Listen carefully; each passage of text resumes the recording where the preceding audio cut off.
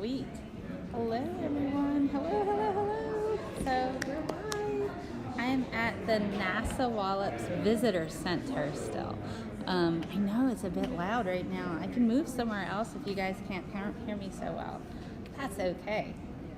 So, lots of really cool, amazing things have happened this morning.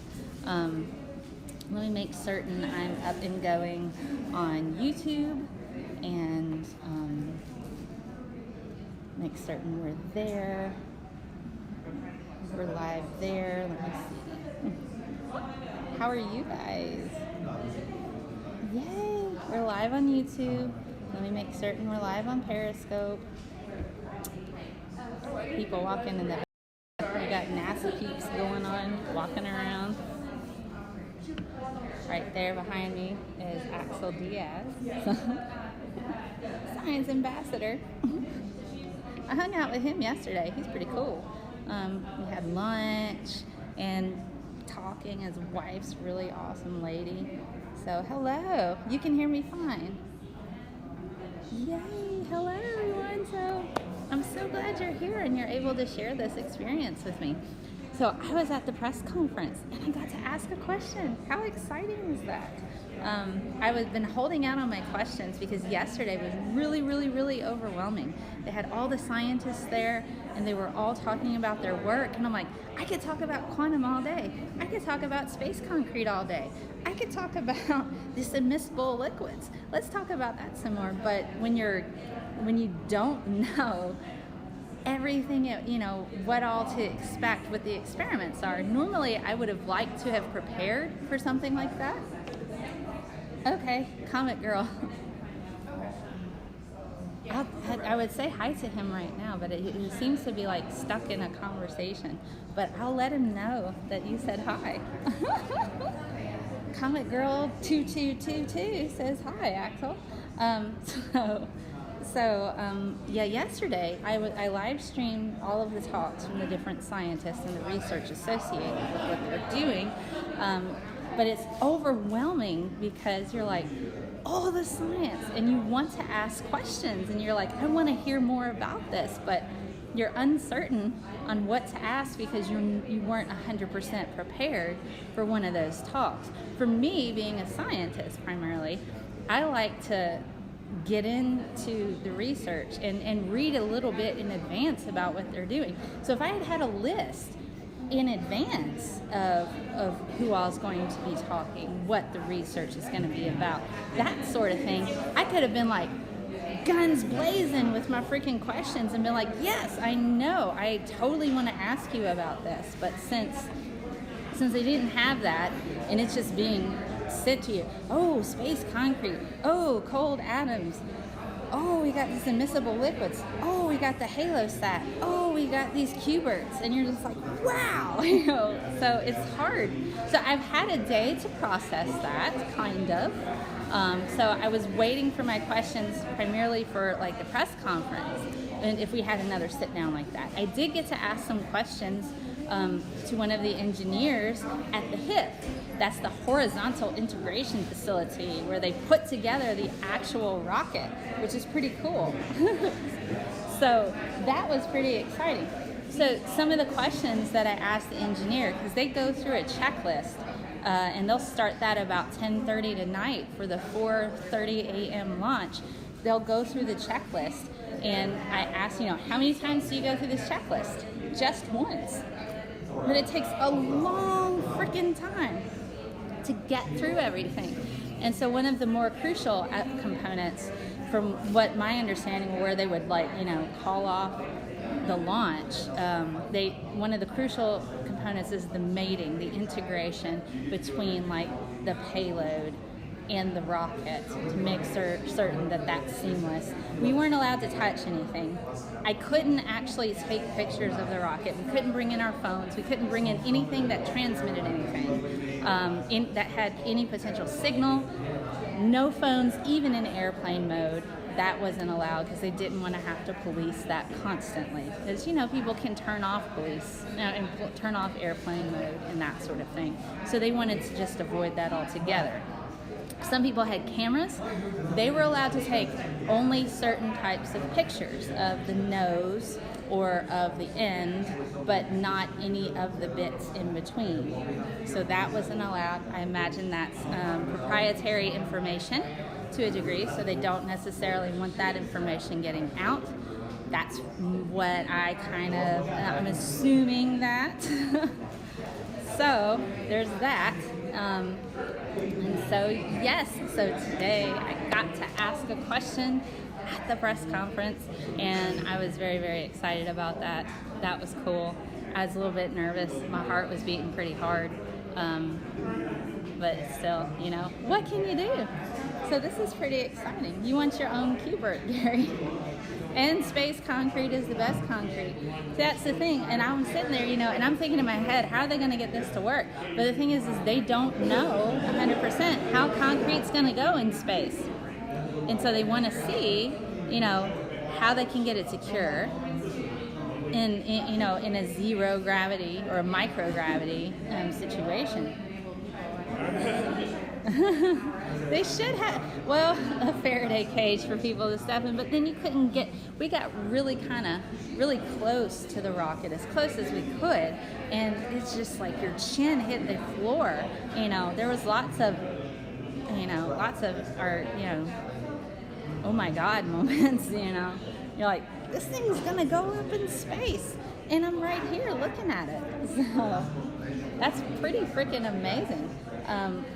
So I have to say it's been quite an experience so far. And so tomorrow morning I will be back here around 2 a.m.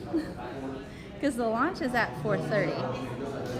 And so we'll be here at 2 a.m. They'll be taking us over to where we will be viewing the launch. I seem to have cellular network out there. So while they don't have Wi-Fi, I will be able to live stream the launch at least from my phone to Periscope and YouTube. So I can share that with you guys.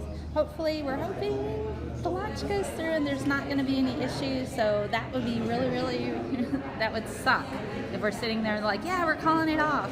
Because they've had some weather issues over the past few days. That's why they moved it to Monday instead of Sunday, instead of this morning, because of the weather issues. It just wasn't as good of a window. And another issue that they had with halting the launch in the past is due to boats. And people on boats nearby, near the launch site. So that was an issue, but they're hoping that, you know, they've got the word out. Don't bring your boats anywhere near us. That's not cool. Don't fly over in our space at the time of the launch, because they will have to stop the launch. You know, they'll have to stop and reschedule for another time if somebody is in the way, because their safety is more important than getting a rocket, you know. And plus, if that rocket were to hit an airplane or something, that's a lot of money lost. That's another thing. So not only is life on the line, but also lots and lots of money and experiments that have been put together for a while. Oh, I won't oversleep. I will probably go to bed really early tonight, if at all possible. Some people, I think, are just planning on staying up, just staying up and then going back to bed after the launch. But then there's the post-launch debriefing, and they say it's optional. But I'm going to go to that. I'm here already, and that's at 7 a.m. So from about 1 a.m. to 7 a.m., I will be up doing this, and this is Eastern time. So yeah, so it's gonna be pretty crazy. It's gonna be pretty crazy. But I will come back to my hotel and sleep a bit before I drive out. I think checkout is at 11. I will go back to bed and sleep before I get on the road, and then I will have to text my boss tomorrow and let him know I will probably not be in because they moved the launch, and I'm driving back, you know, and I need to be safe. Safety first. So hopefully there will not be any issues with that. I don't think there will be. I don't see why there would be, but, you know, give me a sick day or call it a vacation day, whatever you want, it's fine. No skin off my nose. You would stay up. Oh, I don't know if I want to stay up. I can't stay up. I would have to nap before I would stay up, tonight. Oh man, I would absolutely have to nap. I do have Tylenol PM, so I'm going to take some of that and knock myself right out. And that should work. Hopefully that would be okay. Oh goodness. So do you guys have any questions? Yes, I'm at the launch of Orbital ATK's 9th contracted cargo resupply mission to the ISS. Yes. So it's pretty exciting times. And it'll be, did they move it to 5:04 a.m.? I thought it was 4:30. Oh, okay. Maybe they've moved it. Moved it to 5:04 a.m. Maybe they sent an email and I haven't got that yet. 5:04 was the old launch time. 4:39 is the new one. Okay, 4:30. Okay, so it's 4:30. It's not 5:04. It's 4:30 tomorrow morning. I am currently in Wallops, Virginia, at Chincoteague, I believe is how you say it, Chincoteague Island, at the Wallops facility. We have been here for primarily the talks, for the press conference, for the welcome remarks. We've also been here for the registration. I'm currently in the media area. Just finished my lunch. And next we will be going to various laboratory facilities to check out some of their research, including balloon research. We'll be looking at the HaloSat. That's going up in Cygnus. Cygnus, CYGNUS, is holding some of the cargo as well as experiments that they'll be doing on the International Space Station, which is part of the question that I got to ask at a press conference. So I'm gonna just be flying on that high for a little while because, that went everywhere, the whole world. I got to say my name and I got to say how I'm called on the internet and stuff. It's fantastic. You don't understand a lot of this space stuff, but you love. But you know what? Good news. I have so much stuff that I can talk about now on my shows, where we can talk about the really cool experiments that they'll be doing on the International Space Station. So if that's something that you guys are interested in, we can do a show on it. How do you feel about private research, Elon Musk? Hey, I have somebody that works for Elon Musk that's agreed to be on my show. Y'all want to meet her? Yeah. You want to meet her? She's pretty cool. Her name is Maira, and she's working on the Tesla cars. So check her out. Hey guys. Hello. Do you like our frizzy curly hair? Yeah, we're so humid here. It is. That's okay. So I've got questions here on Restream. So, that's all right. So she works with Elon Musk and the private research. So how about we ask her? So I think that's really interesting. That was actually one of the last questions that was asked by I think somebody who was also social media. That what is NASA's plan for allowing private researchers and allowing private citizens to engage in the missions that they're taking on. And NASA kind of had a roundabout answer of, a lot of the stuff we're doing right now will enable us to do partnerships with common citizens in the future. But I think what's really powerful is that there are already companies out there that are starting that process now. And they're not just dreaming about doing experiments, they're dreaming about putting people on Mars, putting people on the moon. So yeah, I'm actually really excited about it, but that's my opinion. So I guess to answer your question, I support it. Well, especially with the current climate, private research is essential at this point because of the fact we see a lot of defunding in regards to government funds. We just don't have it so much. So private research is going to be a very important sector, I think, especially if we're going to incorporate it into different government-regulated bodies. that are losing funding. We're getting less and less climate change research. We're getting less and less renewable energy research. So the private sector is a good way to kind of bump up some of that research that we've lost. Right, from government and the funding. motivation for the funding is also going to be different, right? Like NASA is a government entity, so a lot of their priorities come from how do we benefit our government from the work we do, and a lot of that ends up being how can we apply a lot of the work we are doing, a lot of the experiments we're doing to more defense-related things. But when you look at private industries, private companies like SpaceX, Blue Origin, things like that, they're not thinking about that as much. They do have those contracts, but they're also thinking about the more grander vision of how do we put people there, how do we make it livable.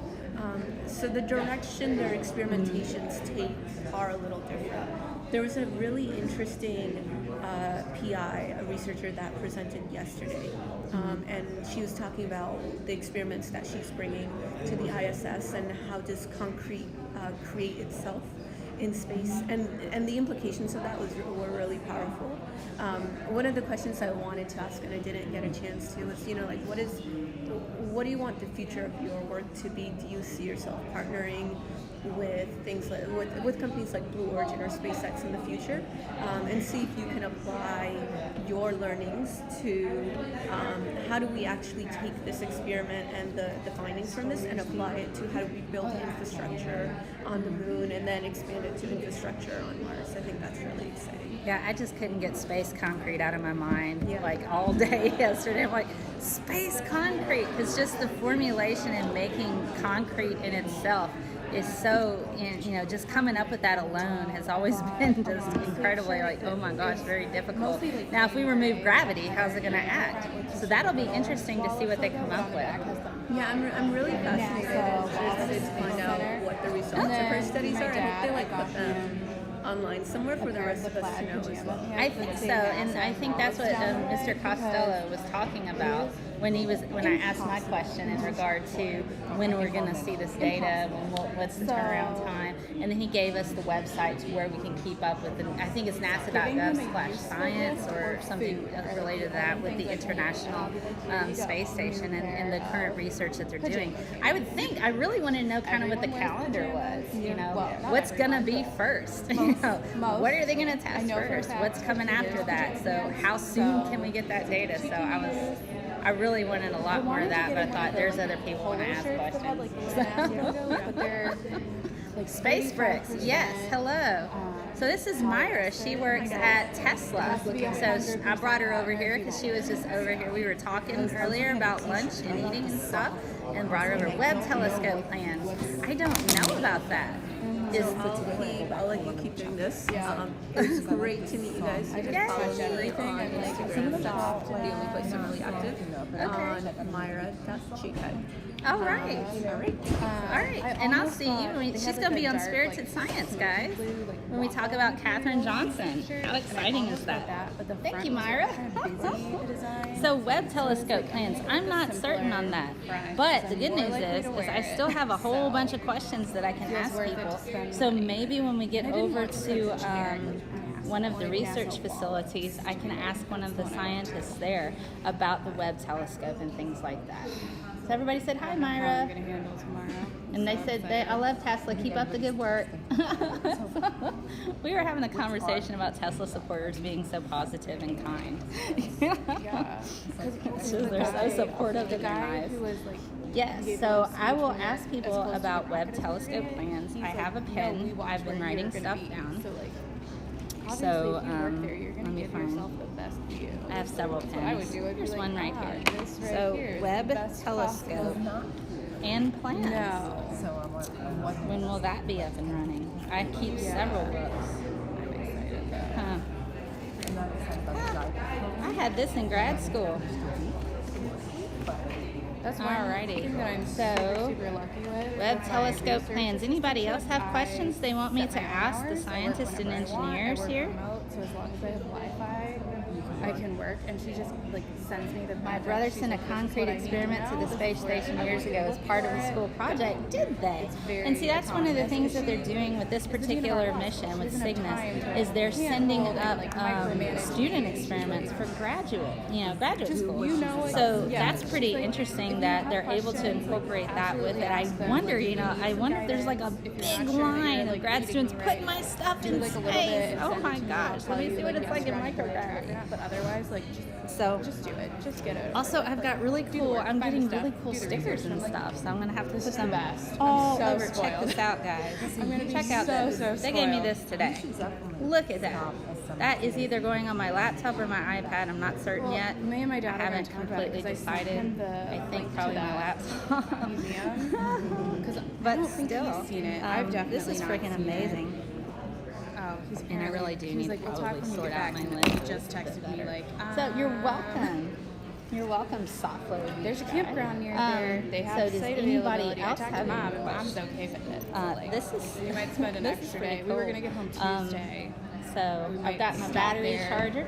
I think I'm probably going to go ahead and charge up to the best of my ability my iPad here. But I can stream. I gotta go soon. It's we're gonna be loading up in about 15 minutes to go to the next research facility. I'm gonna make this is exciting. Yes. You want a sticker? You know what? They probably have stickers here. Maybe I could pick up some stickers and do a giveaway. I still have coffee mugs I've got to mail out to people. Life has been really, really busy and hard. So, but yes, maybe I can pick up some NASA swag and put that up for a giveaway for you guys. NASA tweeted kind of like get the coolest tweet, with cuz NASA, and then NASA social, thing. We love your hashtag OA9, Hello everyone, hello. So that might be cool. That's how I'll pick up a couple stickers and maybe do a giveaway with the coolest NASA thing or something. I'll figure it out. That'll be neat. You guys want to do that? Huh?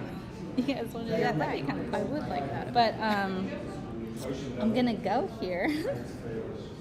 Oh, thank you. I'm happy to be able to stream with you guys and share this with you. So this is pretty awesome.